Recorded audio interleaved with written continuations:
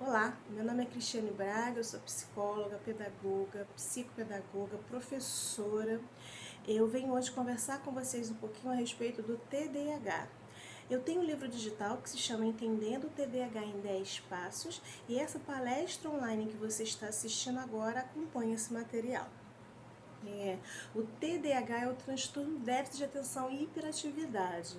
E esses 10 passos que eu me refiro no e-book e que eu vou estar comentando com vocês aqui através dessa palestra, são passos que próprios pais e professores que lidam com crianças que têm um diagnóstico confirmado ou a suspeita do TDAH sugeriram para que eu pudesse estar abordando mais a respeito do assunto. Bom? Então, o tempo todo eu vou estar conversando com vocês, acompanhando o conteúdo do meu e-book. Muitas pessoas comentam sobre o transtorno déficit de atenção e hiperatividade, dizendo que pais e professores não têm paciência ou não sabem educar os seus filhos direito. Esse tipo de informação, na maior parte das vezes, é equivocada, porque acaba saindo de situações onde não existe um conhecimento profundo a respeito do transtorno déficit de atenção e hiperatividade. Por isso, é muito importante que nós estejamos estudando sobre esse assunto se suspeitamos que nossos filhos ou alunos possam ser portadores do TDAH. Muitos pais, por falta de desconhecimento sobre o TDAH, acabam tratando de forma errada, equivocada os seus filhos, e isso também acontece com professores quando não recebem o conhecimento necessário para saber entender o transtorno e saber como lidar com crianças ou adolescentes ou adultos, enfim, que tenham o TDAH. Conforme eu falei para vocês, esses 10 passos que eu me refiro no e-book são 10 passos que foram sugeridos por pais e professores de alunos, de crianças que possam ter o diagnóstico confirmado ou a suspeita. Então vamos lá para os 10 passos para entender o TDAH? O primeiro passo que eu me refiro no e-book é o diagnóstico.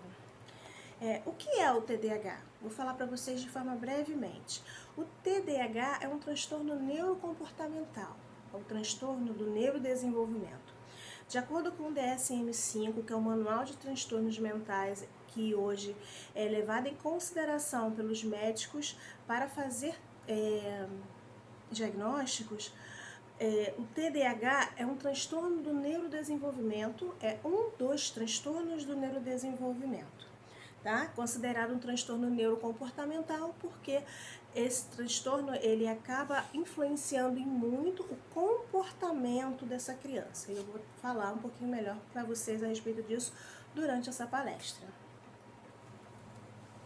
Não existem exames que comprovem o TDAH. Então, o médico, muitas vezes, quando a mãe vai ao consultório solicitar a avaliação, já ali passando pelo processo do diagnóstico, o médico vai passar vários pedidos de exames, que podem ser exames de sangue, exames de imagem, enfim. Mas não vai ter em nenhum desses exames a confirmação ou o descarte, digamos assim, do transtorno. Quando a mãe vai, ou o pai, o responsável, ele leva essa criança para avaliação médica, para confirmar ou não o diagnóstico, o médico ele precisa fazer uma avaliação clínica. E o que é uma avaliação clínica? É observar a queixa da mãe, tentar entender a história dessa criança. Ele vai fazer várias perguntas, vai solicitar a avaliação de outros profissionais, avaliações de outros profissionais, para ajudar nesse diagnóstico, tá? Quem é que realiza o diagnóstico do TDAH? O professor pode realizar, o psicólogo pode realizar, o fisioterapeuta, o fonoaudiólogo, o psicopedagogo? Não. Esses profissionais que eu acabei de me referir, eles são importantíssimos para ajudar no processo de avaliação e da confirmação ou não desse diagnóstico. Mas o único profissional que tem autonomia e que é responsável por fechar um laudo médico, ou melhor, um laudo de TDAH, é o médico. Na maioria das vezes, ou o pediatra, se for criança e tiver conhecimento do transtorno, ou um neuropediatra ou um psiquiatra infantil. O TDAH, ele é um transtorno que está presente em pelo menos 5% das crianças. 5%. Não há diferença entre meninos e meninas nessa porcentagem, mas há uma diferença entre a forma como o transtorno se apresenta, tá bom? Como assim? Então, o TDAH vai apresentar 3 subtipos. O subtipo hiperativo, o hiperativo impulsivo, o subtipo desatento, que a gente vai conhecer também só como TDA, que é o transtorno déficit de atenção, quando a criança tem o déficit de atenção, mas não é acompanhado pela hiperatividade. E o terceiro subtipo, que é o misto, onde ela apresenta essas 3 características: a hiperatividade, a impulsividade e a desatenção. Na hora de fazer a avaliação clínica, uma das coisas que o médico ele leva em consideração são os critérios diagnósticos para fazer essa confirmação. Através da onde? Do DSM-5, que é o Manual Diagnóstico de Doenças Mentais ou de Transtornos Mentais. Não existem formas, não existem meios, digamos assim, não existem fatores que confirmam se o TDAH aconteceu por essa ou por aquela forma. Existem suspeitas, existem, a palavra que eu vou falar agora, existem suspeitas do que pode vir a causar o TDAH, mas não existe nada que comprove que a criança teve o TDAH por conta disso ou por conta daquilo. Existem fatores de risco, isso que eu queria falar para vocês, eu não estava lembrando. Existem fatores de risco, e esses fatores de risco são 2 os principais. Os fatores genéticos, os fatores de risco genéticos. As crianças com TDAH têm 5 vezes mais chances de ter pais ou irmão com transtornos. Então, isso são probabilidades, tá? São fatores de risco, mas não significa que toda criança que tem um transtorno déficit de atenção e hiperatividade, ela desenvolveu a partir de um pai, ou de uma mãe, ou de um irmão, ou vai, na fase adulta, quando tiver os seus filhos, também ter filhos que tenham um transtorno. Além disso, existem os fatores de risco biológicos, que são as mães que ficam, por exemplo, tá? Ficam presentes ao álcool durante a gravidez, ou seja, que consomem o álcool durante a gravidez, crianças que nascem prematuras ou com baixo peso ao nascer. Isso são fatores de risco biológicos, tá? O que acontece com o TDAH? Esses fatores de risco, eles acabam afetando o desenvolvimento do cérebro da criança, principalmente na região frontal, aqui onde fica o córtex pré-frontal, que é responsável pela atenção, pelo planejamento, pela tomada de decisão da criança e, na verdade, de qualquer sujeito. Segundo alguns estudos também, o TDAH está relacionado à desregulação de certos neurotransmissores do sistema nervoso central. O TDAH ele acaba se confundindo muitas vezes, na verdade, os comportamentos que são apresentados por uma criança que tem o TDAH são muitas vezes confundidos com comportamentos que acontecem e que não tem nada a ver com o transtorno em si. Por isso, na hora de ser feito um diagnóstico, o médico que está avaliando e todos os outros profissionais que fazem parte desse processo precisam ficar bem atentos para que o diagnóstico não seja fechado de forma errada. Quais são os principais comportamentos que são afetados e que apresentam uma desregulação da criança? A desatenção, conforme eu falei, né? A hiperatividade e a impulsividade. Só que esses comportamentos, eles também estão presentes na infância de uma forma natural, porque a criança está ainda ali com o seu cérebro em desenvolvimento. A parte do cérebro que é a última a ser formada é justamente o córtex pré-frontal. Essa região do planejamento, da tomada de decisões, que controla a nossa impulsividade. E é natural que a criança ela já seja impulsiva, ela já seja imperativa. que tem um certo grau de desinteresse por situações, coisas que não chamam a atenção dela, isso é natural que aconteça. Mas a gente precisa ficar com o olhar atento para perceber se esses comportamentos são tão desregulados a ponto de causar sofrimento à criança, sofrimento ao grupo com quem ela convive, sofrimento aos pais. Quando eu digo sofrimento, eu estou relacionando ao fato de que aquele comportamento dela se torna algo muito, muito ruim para o grupo que ela vive, né, ela convive, ou para a própria criança, atrapalhando o seu aprendizado, atrapalhando o seu desenvolvimento social. Tá? Isso a gente precisa ficar atento na hora de fazer um diagnóstico, na hora de observar e ajudar na avaliação médica a respeito desse diagnóstico. Vamos falar agora das comorbidades. Para quem não conhece, as comorbidades são situações em que 2 ou mais transtornos acontecem juntos. E aí no TDAH nós vamos ter com muita frequência essa possibilidade. O transtorno déficit de atenção e hiperatividade, vem sempre não, mas em muitos casos acompanhado de comorbidades. Se formos colocar aí em uma média, seria em torno de 50% dos casos. E na maior parte das vezes vão ser transtornos que vão influenciar o seu comportamento, vão influenciar o comportamento da criança. E aí eu vou estar falando para vocês sobre alguns desses transtornos, tá bom? Transtorno opositivo desafiante, ou transtorno de oposição desafiante, que é o TOD, que muita gente conhece como TOD. Nós vamos falar sobre, vamos ver também o transtorno de conduta, que é um transtorno onde onde já vai ser mais comum acontecer na adolescência. Na verdade é progressivo quando a criança ela tem o TOD juntamente aí com o TDAH e não há um cuidado, um tratamento, um acompanhamento necessário. Esse TOD ele pode vir a evoluir para um transtorno de conduta quando o sujeito chega na sua adolescência. É comum outros transtornos do neurodesenvolvimento acontecerem junto com o TDAH, como comorbidade ou dislexia, mas se por acaso, por exemplo, a criança tem TDAH e o autismo, nós vamos levar em consideração o transtorno que dê mais limitações à criança. Por exemplo, o autismo normalmente é um transtorno mais limitante e também é um transtorno do neurodesenvolvimento, tá bom? E aí nós vamos considerar que a criança ela tem a comorbidade TDAH.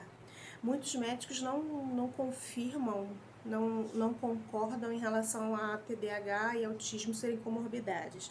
Alguns médicos vão dizer que o autismo é o autismo e as características dele fazem com que a criança apresente comportamentos que possam estar relacionados ao TDAH. Mas aí isso fica a critério médico, porque como nós sabemos, o profissional responsável por fechar diagnósticos, laudos de transtornos do neurodesenvolvimento é sempre ele, tá? O profissional médico. O transtorno específico de aprendizagem, como a dislexia, a descalculia, eles costumam apresentar também muita comorbidade junto com o TDAH. É importante falar que o TDAH não é um transtorno de aprendizagem, gente. Transtorno específico de aprendizagem é dislexia, descalculia. TDAH é transtorno do neurodesenvolvimento, é um dos transtornos do neurodesenvolvimento, como o transtorno específico de aprendizagem também é. Muitas pessoas também vão relacionar a questão do transtorno déficit de atenção e hiperatividade, a criança não conseguir aprender na escola da forma correta, as dificuldades de aprendizagem, e isso não é uma regra. Nem toda criança que tem o TDAH vai ter dificuldades escolares. É preciso observar muitas vezes a forma como ela recebe o conhecimento, como é que ela está desenvolvendo o seu aprendizado, para poder utilizar as formas corretas, as técnicas corretas para auxiliar essa criança. Então, o transtorno déficit de atenção e hiperatividade não é um transtorno de aprendizagem. Nem toda criança que tem o TDAH vai apresentar dificuldades de aprendizagem. E como dificuldades de aprendizagem, elas estão sempre relacionadas ao meio exterior, o que do lado exterior influencia a criança no seu aprendizado, nós precisamos pensar que no caso dessas crianças, elas vão ter condições de aprender, só que vão precisar de algumas técnicas diferenciadas por conta do transtorno em si, das características do transtorno. Salvo os casos em que a criança ela tem também a deficiência intelectual, que é o transtorno em que uma das características para que haja o diagnóstico confirmado é o baixo coeficiente de inteligência, salvo nesses casos, a criança ela não vai ter nenhum comprometimento na sua inteligência, aquela criança que tiver o transtorno de déficit de atenção e hiperatividade, tá? Ou então se também for uma criança que tem autismo acompanhado de deficiência intelectual. Mas prestem atenção, o TDAH não é um transtorno que compromete em si, sozinho, a inteligência da criança.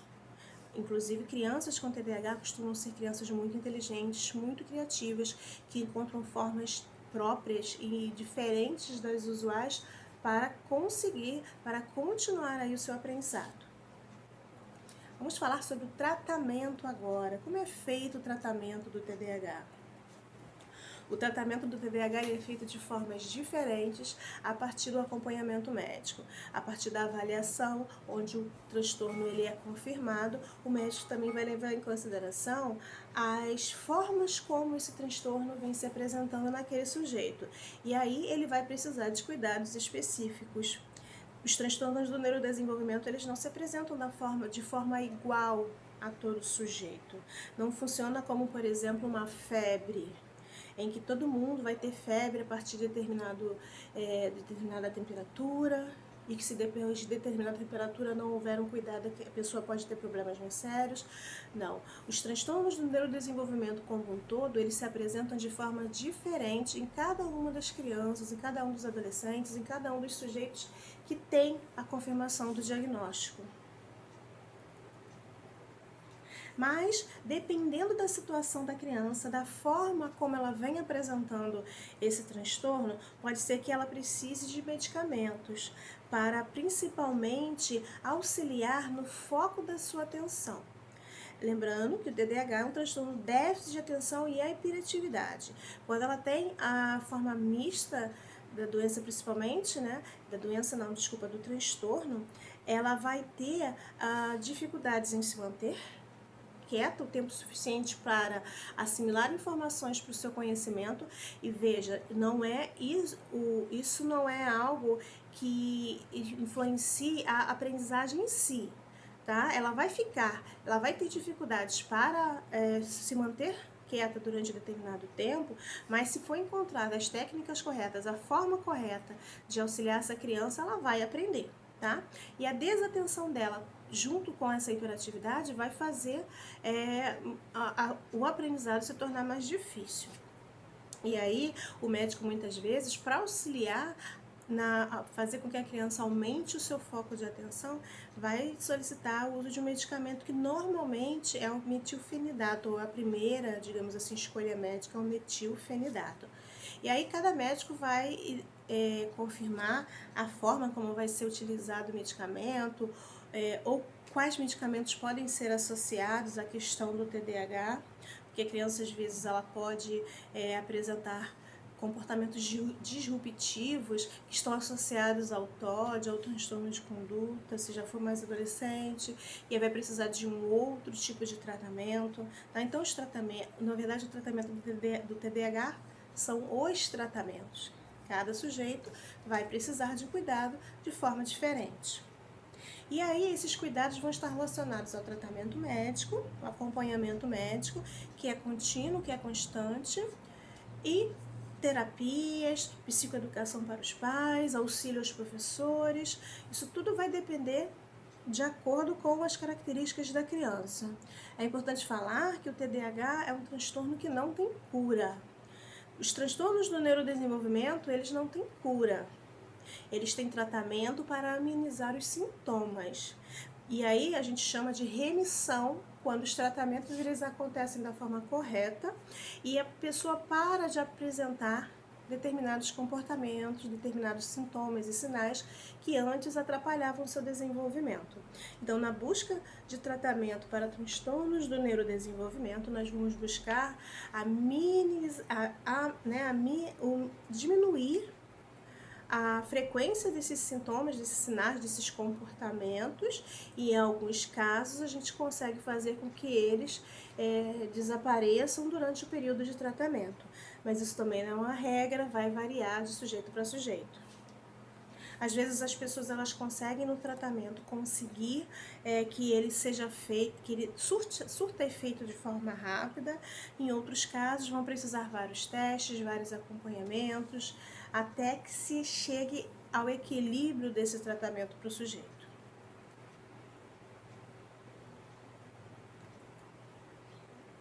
As pessoas têm preocupação em relação ao medicamento que a criança toma, a frequência que ela precisa dar esse medicamento.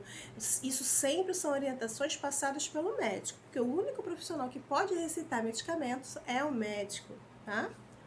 Um profissional que pode ajudar muito no acompanhamento médico de uma criança, no tratamento de uma criança que tem o TDAH, é o psicólogo, porque ele ajuda a criança a lidar com suas dificuldades emocionais, porque pensem numa criança que tem muita dificuldade em ficar sentada, parada, quieta, não que ela tenha que fazer isso 24 horas por dia.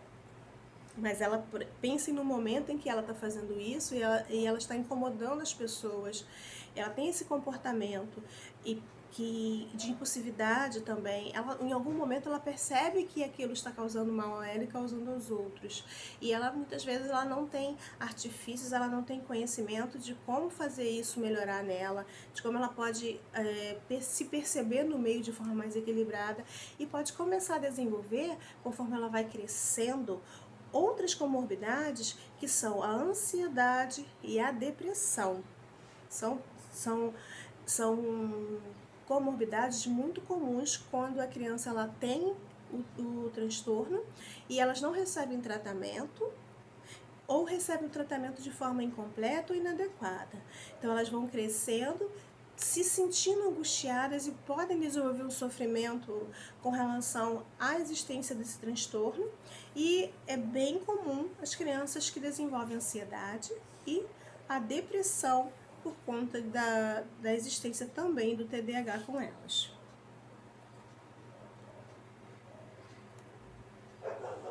Vamos falar um pouquinho agora sobre imaturidade cognitiva. É muito comum a queixa dos pais, principalmente dos pais, a questão da criança com TDAH ser também imatura. Nós vamos chamar isso de imaturidade, que pode ser imaturidade emocional, imaturidade comportamental, imaturidade cognitiva. Essa é uma das características do TDAH. Isso acontece com frequência. Muitos pais se queixam disso. E aí é importante falar que é uma das características comuns do transtorno, tá? Então, por isso é muito comum as crianças apresentarem comportamentos em que você vai observar, em que ela se adapta melhor a grupos de crianças que são menores que ela, que são mais jovens que ela, porque ela se apresenta realmente de uma forma mais imatura, mais inocente, muitas vezes os pais falam isso. E também por conta dessa imaturidade, ela vai ter às vezes, ou muitas vezes, digamos, dificuldades em habilidades sociais, em aprender a lidar com o outro, em fazer a sua autoavaliação, de se perceber no meio de outras pessoas da mesma idade que ela, de forma que ela consiga conviver. Então ela vai fazer a escolha de conviver, de estar próximo de crianças ou de sujeitos um pouco mais novos que ela, por conta dessas dificuldades, de não conseguir se comportar próximo das pessoas a ponto de refletir sobre os problemas que ali acontecem, enfim. É muito comum também as crianças com TDAH apresentarem um certo grau de agressividade. Os pais se queixam muito. O TOD, o transtorno de conduta, que são transtornos disruptivos, conforme eu falei, costumam estar presentes em alguns casos e em alguns casos de crianças que têm TDAH. E se você desconfia que o seu filho, o seu aluno possa ter uma dessas comorbidades, é preciso sempre levá-lo para acompanhamento médico. Não conclua que por conta do o seu filho ter um comportamento mais agressivo, mais agitado, ele tenha também essa comorbidade. A avaliação médica ela é importantíssima. O transtorno do déficit de atenção e hiperatividade, ele já é naturalmente um transtorno que vai fazer com que as crianças desenvolvam um certo grau de disruptividade, digamos assim. Elas vão ser mais questionadoras, elas vão ter mais dificuldades para entender a opinião dos outros, elas são muito centradas naquilo que elas querem, isso são características normais do TDAH, e quando essas características elas não são bem acompanhadas pelo sujeito ali que cuida da criança, ela pode desenvolver um certo grau de agressividade, sim, mesmo não tendo transtorno opositivo desafiante, tá bom? Oposição, desafiador. Então, muitos pais e professores reclamam que crianças e adolescentes com TDAH desenvolvem comportamentos como agressividade e também as mentiras. Isso é muito comum. Agressividades e mentiras vão estar relacionadas a esse comportamento opositor do sujeito que tem o transtorno déficit de atenção e hiperatividade. Aí a gente vai pensar como é importante o tratamento médico, tratamento com psicólogo, tratamento com psicopedagogo, tratamento com uma gama de profissionais aí que vão auxiliar o sujeito a lidar com essas situações. Porque ele pode ter um comportamento muitas vezes agressivo, podem desenvolver aí hábitos de falar mentiras, mas nós não precisamos achar que isso é comum e que a pessoa vai precisar ou vai viver a vida inteira com isso. Na verdade, nós precisamos ajudar esse sujeito a desenvolver uma habilidade para conhecimento para que isso não faça mais parte da sua vida. Sexto passo. Muitos pais recebem queixas vindas da escola por conta das crianças que têm o TDAH ou que suspeitam que têm o transtorno. Os responsáveis, eles costumam reclamar com muita frequência sobre as queixas que chegam na escola. Bem, imagine uma criança que tem um comportamento extremamente acelerado, extremamente inconveniente, atrapalhando uma turma com mais de 30 crianças. Ou aquela criança que, enquanto o professor está ensinando algo novo, ela está no mundo da lua. E que por mais que o professor esteja tentando ajudar, o professor não consegue fazer muito por essa criança ou por aquele adolescente, principalmente quando ele não recebe nenhum tipo de tratamento. É difícil, não é, gente? Essas são uma das questões que costumam atrapalhar muito a vida das crianças na escola e que costumam costumam levando para os pais muitas queixas que vêm da escola. Para isso é muito importante que o pai de uma criança com o diagnóstico do TDAH ou com a suspeita sempre busque ajuda. E também que a escola saiba ajudar e orientar os pais nessas situações.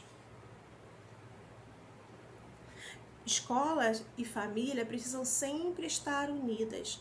Elas precisam estar juntas na solução de um problema. Então, se eu tenho um aluno que tem um transtorno de déficit de atenção e hiperatividade, que eu me queixo muito porque ele atrapalha a aula e isso acontece com frequência, eu tenho que saber a forma certa de falar com o pai dessa criança, eu tenho que saber a forma certa de pedir ajuda, a hora certa de pedir ajuda à equipe pedagógica, para trazer esse pai para dentro da escola, fazendo ele entender que é preciso solicitar um acompanhamento, uma ajuda para essa criança, e aí escola e família tem que andar unidas nessa questão da dificuldade de uma criança com TDAH. Outro passo para a gente poder entender e observar a respeito do TDAH é a socialização.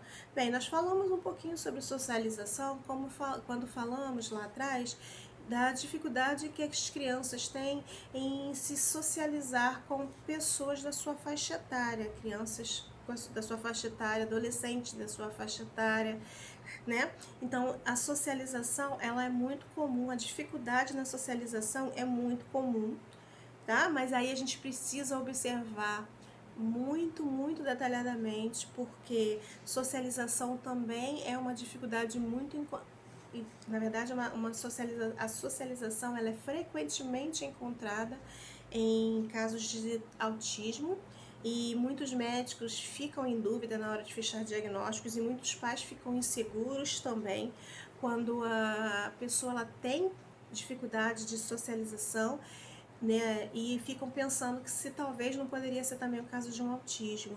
Essa é uma questão delicada que precisa ser observada, que nem sempre, porque a criança ela tem a dificuldade da socialização, vai estar relacionado ao autismo. Na verdade, há uma diferença aí entre a dificuldade de socialização de uma criança com autismo e a dificuldade de socialização de uma criança com o TDAH. A criança com dificuldade na socialização com autismo, ela vai ter uma dificuldade em que ela não vai se relacionar, ela vai se afastar. No TDAH, muitas vezes, ela não é dificuldade em se relacionar e ela se afasta. Ela, na verdade, ela vai tentar se relacionar, vai entrar em conflitos, vai questionar, vai brigar e aí vai se afastar. Entenderam? Isso a gente precisa observar. Às vezes a criança com TDAH, de tantos conflitos que ela acaba convivendo, criando, enfim, com os outros, ela acaba se afastando. Mas ela não tem aquele comportamento de fuga do relacionamento social, que é o que muitas vezes acontece com o autista. Com a criança que tem um transtorno do espectro autista, o adolescente ou o adulto.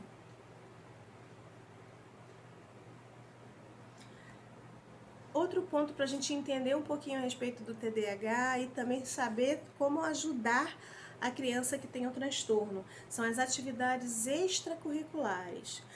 As atividades extracurriculares são importantes para uma criança que tem um transtorno de déficit de atenção e hiperatividades. Elas são importantíssimas. Porém, muitos pais e professores vão concluir que atividades extracurriculares têm sempre que estar relacionadas às dificuldades que a criança apresenta. Então, se a criança ou adolescente, o jovem, for uma pessoa que tem muita dificuldade para seguir regras, e essa é uma característica comum do TDAH, do transtorno, crianças e adolescentes, eles têm muito baixa frustração, o limiar de frustração deles é muito baixo. E aí eles querem muita rapidez ter suas vontades atendidas. Isso é comum de acontecer. Então, respeitar regras, respeitar prazos, respeitar o tempo em si para que algo aconteça é muito difícil para eles. Então, os pais vão pensar, então eu vou colocar ele para fazer uma luta, o karatê, o judô, porque ali ele vai ter regras firmes e ele vai ter que aprender a lidar com essas dificuldades. Vou ensinar ele para fazer alguma coisa que vai ajudar ele a manter a sua atenção mais focada em algo. E em várias das vezes a escolha do pai ela acaba sendo equivocada, porque ele pensa nele na hora de trazer para a criança uma atividade extracurricular, pensa em diminuir o problema para ele. Tá? Então, o meu filho é uma criança que tem dificuldade para respeitar regras e eu não consigo fazer isso. Eu vou pedir ajuda de um professor de luta, de arte marcial, eu vou pedir a ajuda de um professor de natação e vou colocar ele para fazer algo que ele tenha que ficar mais atento. E aí a gente acaba ficando equivocado muitas vezes quando a criança vai fazer atividade, passa uma semana, passa um mês e você não vê evolução, até que você desiste da atividade porque você percebe que a criança não está nem aí para aquilo.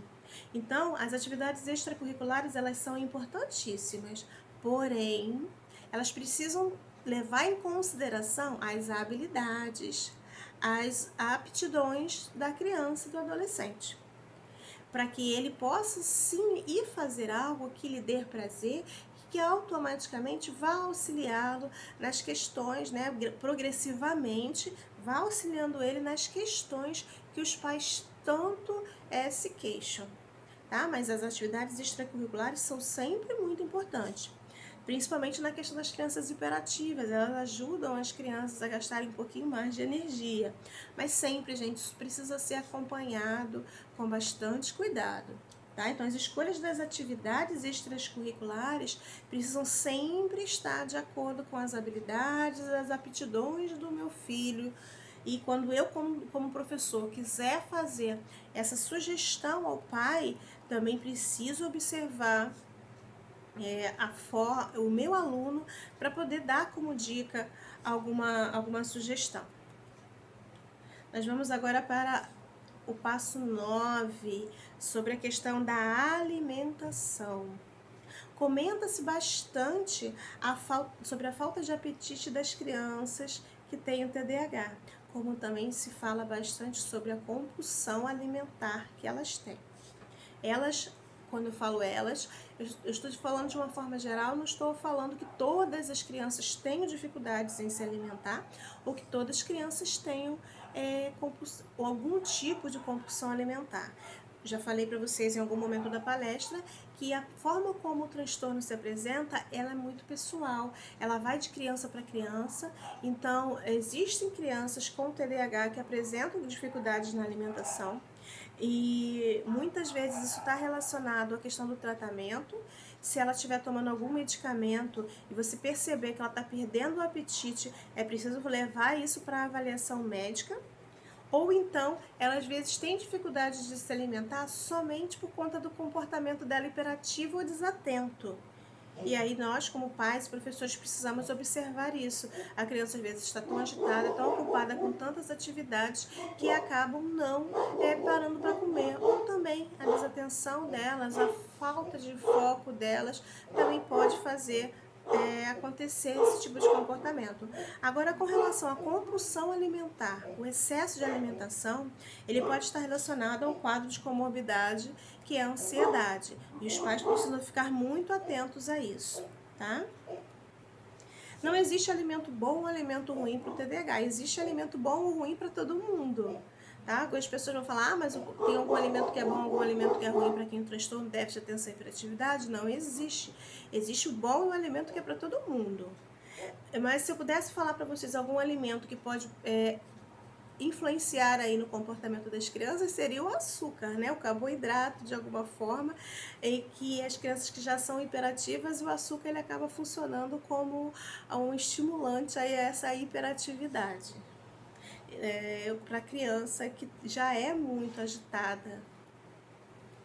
Mas orientações fidedignas a respeito do tipo de alimentação, eu aconselho que vocês procurem nutricionistas. Existem nutricionistas que podem ajudar, nutricionistas que têm conhecimento do TDAH, que podem ajudar vocês melhor a respeito desse assunto. E os nutricionistas, de forma geral, podem auxiliar, porque eles entendem, claro, infinitamente melhor a respeito de alimentação do que eu.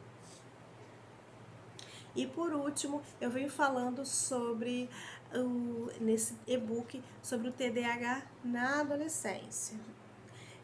A criança, normalmente ela é diagnosticada com transtorno de déficit de atenção e hiperatividade quando há o tratamento, né?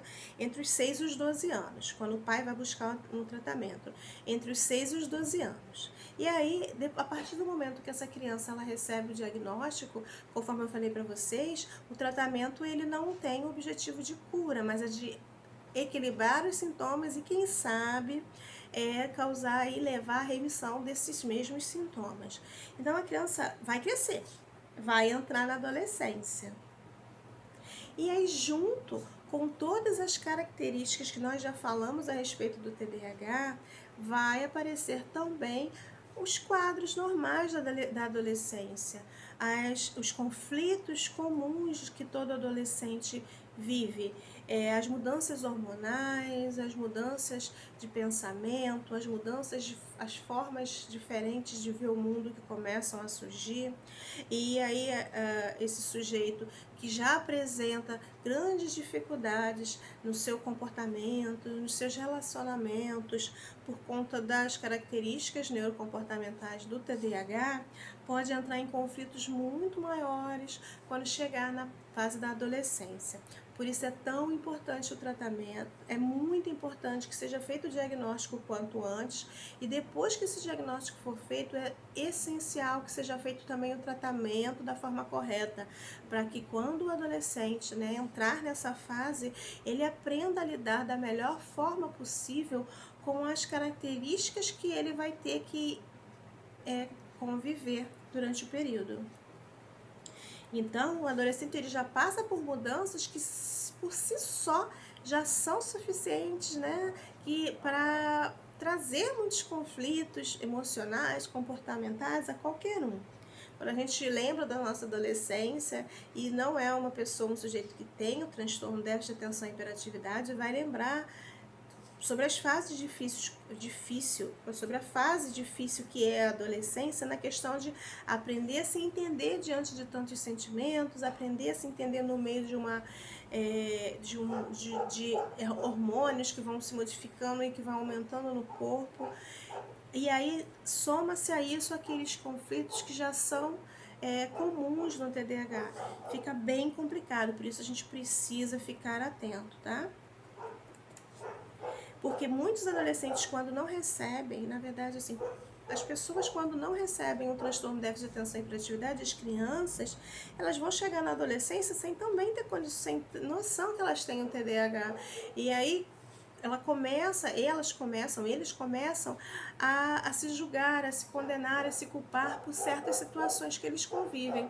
E se eles não têm conhecimento do que eles têm, isso vai acabar trazendo para eles pensamentos, emoções ruins que podem aí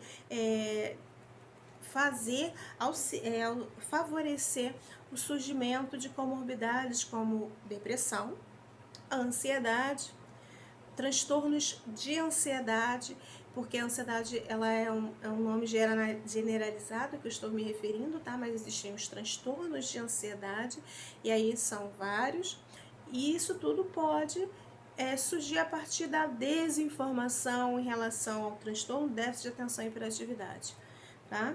Então, para que o adolescente evite conviver com consequências negativas por conta da falta de conhecimento do TDAH, por falta de tratamento correto, é muito importante a informação e é muito importante o conhecimento dos pais e dos professores a respeito do TDAH.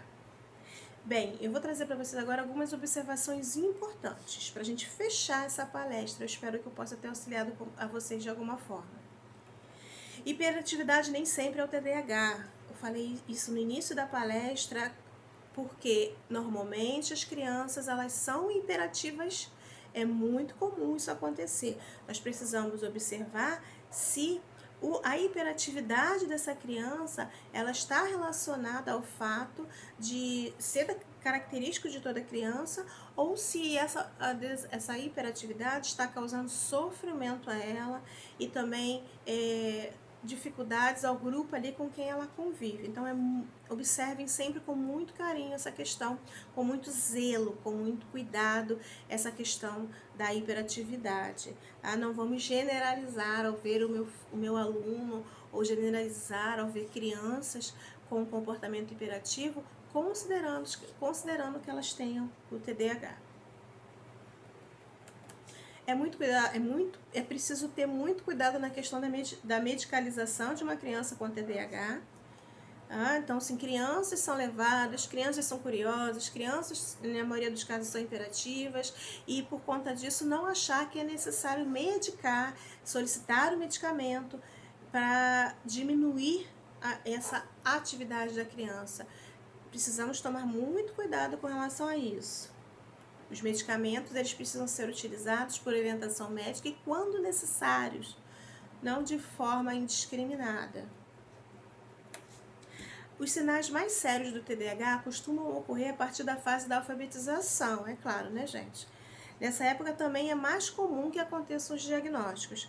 Então, os diagnósticos, eles são, como eu posso dizer para vocês, são indicados a partir da fase da alfabetização, por volta dos 6 anos, por conta de que nesse período é quando as características vão ficando mais visíveis.